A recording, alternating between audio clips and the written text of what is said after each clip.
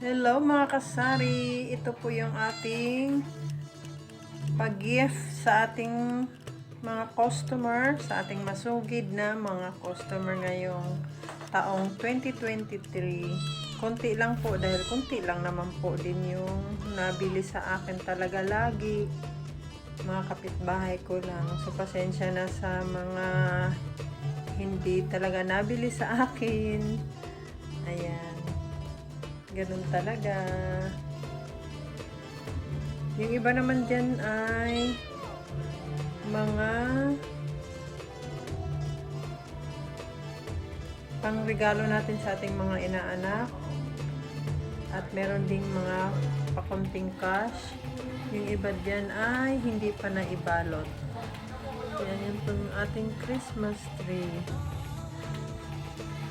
Yan po yung ating pag-giveaway sa ating mga loyal na customer sa taong 2023.